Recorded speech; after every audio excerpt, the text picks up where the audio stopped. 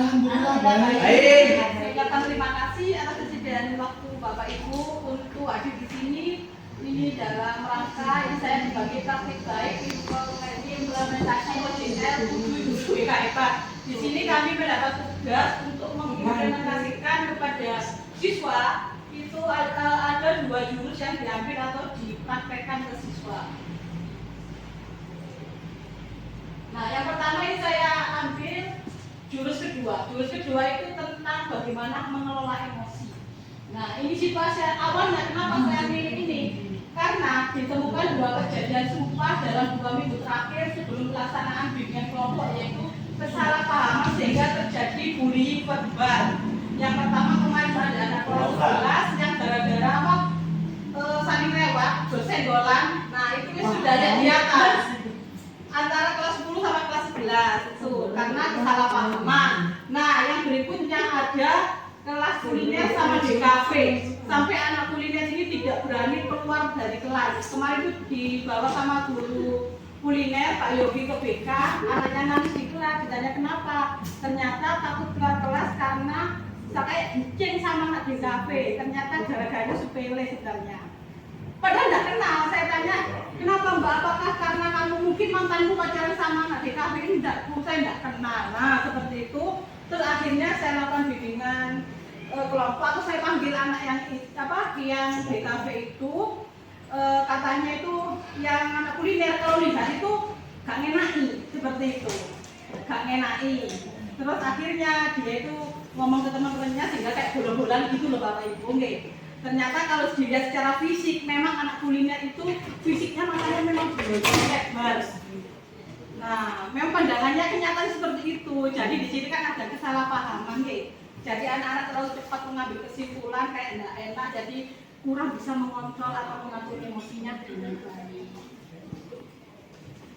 Nah, di sini ada konsep pembelajaran sel, bahwa sel sosial emotional learning adalah proses belajar emosi, proses belajar mengenali dan mengolah emosi, menyelesaikan masalah, mengembangkan relasi sosial yang baik, dapat berempati, membuat keputusan yang tepat dan bertanggung jawab. Jadi dari situasi tadi saya memberikan bimbingan kelompok supaya anak-anak itu bisa menerima emosinya dan bisa mengelola emosinya sehingga tidak langsung mengambil keputusan seperti kayak mengolok atau terjadi bullying verbal.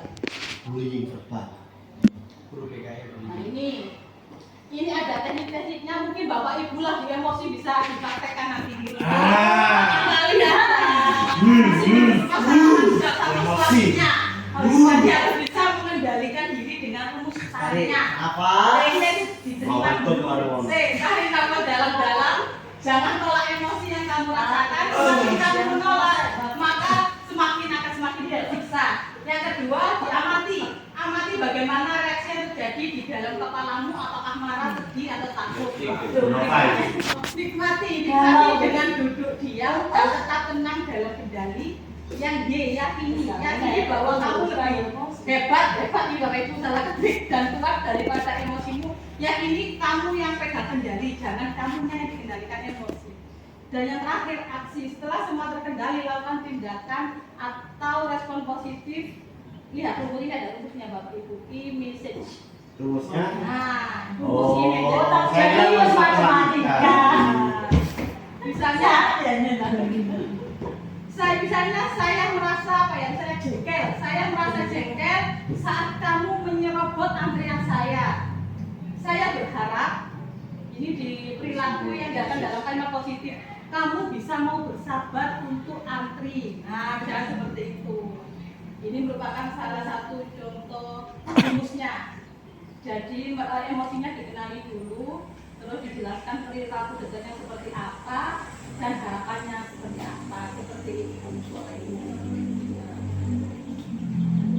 Mungkin sebelum saya lanjut ke implementasi jurus 2 dari jurus kelola emosi, ya barangkali ada yang ingin ditanyakan. Cukup ya. Baik, yang berikutnya implementasi jurus kelola emosi dengan ini. Kemarin saya lakukan waktu bimbingan kelompok ini dengan metode ARKA. Yang pertama ARKA A, aktivitas. Guru BK membagikan kartu koran kepada masing-masing peserta dan boleh dibuka setelah ada instruksi dari guru BK, kemudian masing-masing peserta memperagakan ekspresinya sesuai dengan pertanyaan yang ada di dalam kartu peran dan peserta lain menanggapi apa yang diekspresikan temannya secara bergantian. Ini lupa data kasih contoh. Jadi contoh kartunya itu misalnya saya kasih gambar emosi sedih gitu loh. Jadi dibuka terus raut wajahnya memperagakan, terus temennya saling ini ngapain seperti itu.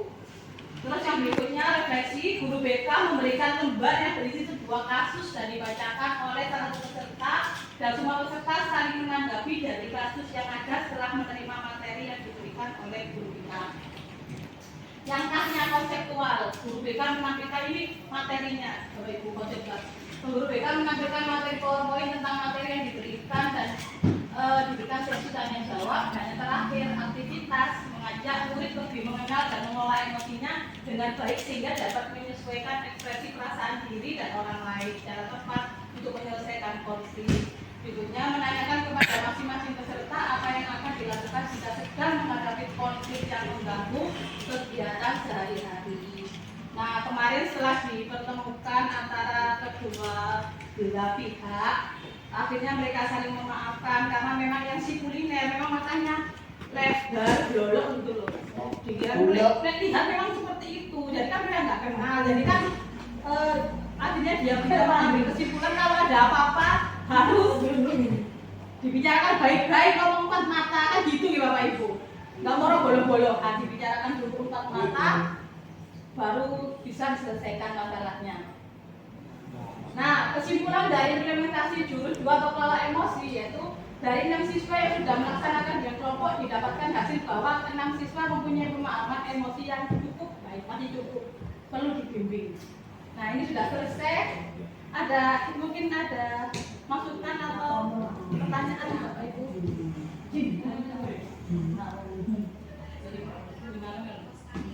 Pertanyaannya, cara mengantisipasi dari kegiatan bullying. Apabila ada korban yang mengalami bullying, apa tindakan apa yang harus kita lakukan? Bullying, jadi biasanya kan yang pertama tentunya kan ada laporan ya, mungkin dari temannya, dari bapak ibu guru. Nah, kita cari alasan sebabnya itu karena apa, seperti itu. Dan mungkin setelah di konseling dulu, jangan langsung dipertemukan, tapi misalnya yang berkonflik, dipanggil satu persatu dulu, baru dicari titik temunya. Nanti setelah keduanya menyadari oh ternyata salah, bisa dipertemukan dalam satu ruang biar saling memahami dan saling memaafkan dan tidak berkelanjutan baik di sekolah maupun di luar. Mungkin seperti itu. Bu Nova mungkin ada tambahan? Dan lanjut ya. Nah, yang berikutnya ini saya memakai jurus yang ketiga, yaitu tunjukkan resiliensi. Jadi resiliensi ini ketika individu itu jatuh, itu harus bisa bangkit lagi, jangan jatuh lagi di tempat yang sama, harus bisa bangun. Nah, situasi awal ini, ini ada wali kelas yang memberi info ke BK bahwa ada siswa yang sering bolos, di mana sebelumnya dia ini nggak pernah bolos. Dari info tersebut guru BK memanggil, ini saya inisial MBK, dan dilakukan konseling individu pertama. Dari hasil konseling pertama didapatkan hasil bahwa siswa membolos rumah Bude yang dipanggilnya Umi dan dibilang ke Bude kalau lagi kurang enak badan dan pulang ke rumah sesuai dengan jam pulang dari sekolah. Dan MBK tidak masuk sekolah karena ada beberapa tugas dari guru mapel yang belum dikerjakan. Setelah hampir 2 minggu setelah dilakukan konseling pertama, wali kelas memberitahu guru BK bahwa MBK bolos lagi dengan membuat izin palsu ke wali kelas dan guru BK. Kemudian wali kelas mengajak visitor MBK untuk mengklarifikasi ke orang tua perihal ketidakhadiran MBK di sekolah. Atas dasar itu guru BK merencanakan pertemuan untuk dilakukan konseling kedua dengan tujuan apakah MBK masih membolos atau tidak. Ini situasi awalnya. Nah, saat saya melakukan konseling yang kedua ini saya menggunakan teknik atau konseling realita, tepatnya WDP, Want, Doing, Evaluation, dan Planning. Want, keinginannya, ini langkah-langkahnya. Jadi keinginan konseli atau anak yang bolos tadi itu aslinya apa? Saya ingin ditubuh membahagiakan orang tua, saya ingin bermanfaat untuk masyarakat, karena si konseli atau siswa ini itu mengikuti kegiatan di masyarakat sebagai ketua remaja masjid. Mas. Mas sering pulang malam juga karena kesibukannya ada acara apa keliling seperti itu. Nah, yang berikutnya Dwi, tindakan atau arahan. Konselor mengarahkan apa yang sudah dilakukan kayak saya ingin mencapai keinginan tersebut. Nah, dia kan kepingin membagikan orang tuanya, tapi kenyataannya ternyata sering bolos. Jadi tindakannya sering bolos. Berarti kira-kira kalau sering bolos, kira-kira bisa membagikan orang tua membuat ke Bapak Ibu. Kalian sudah tahu tindakannya itu salah. Kemudian dievaluasi, mengevaluasi apakah perilaku yang dilakukan membantu atau merugikan kerja mereka. Kemudian diajak untuk menilai tindakan yang sesuai dengan keinginannya. Jadi dievaluasi. Ternyata dari membolos itu tidak bisa membahagiakan orang tua, mengenali masalahnya. Kemudian konseling planning diminta untuk mengevaluasi kira-kira agar kamu bisa membahagiakan orang tuamu, kamu harus bagaimana. Ternyata dia menemukan langkah-langkahnya yang sudah dicoba dan akhirnya mungkin menyadari kesalahannya, bisa nggak bolos lagi. Nah, ini kemarin saya kan anaknya kepingin apa? Mengerjakan tugas tepat waktu Bu, karena kemarin kan alasan yang bolos menghindar dari tugas lain dari tanggung jawab. Nah, saya harus di sekolah mengerjakan tugas tepat waktu.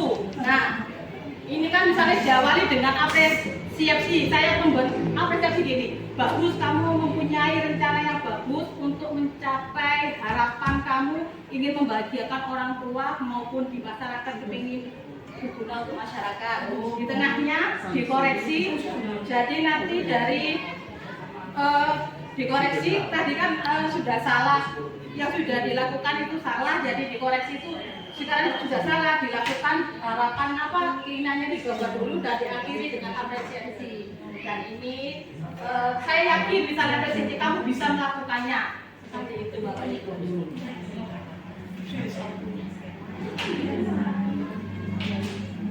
Nah, ini ada refleksi dari implementasi yang sudah 2 jurus yang sudah saya lakukan, yaitu saya menjadi lebih memahami strategi efektif dalam mendampingi peserta didik. Yang berikutnya meningkatkan kepercayaan diri dalam menjalankan peran sebagai guru BK yang profesional, inspiratif dan berdampak positif bagi perkembangan siswa. Berikutnya saya akan berusaha menerapkan 7 jurus BK hebat yang sudah saya dapatkan, yang sudah saya dapat ke murid dan ke teman sejawat. Semoga mendapatkan dukungan dari berbagai pihak. Dan kekurangan saya masih harus berlatih IT lebih baik lagi, karena di dalam proyek laporan saya masih harus meminta bantuan teman. Terima kasih, sudah selesai kayaknya. Terima kasih.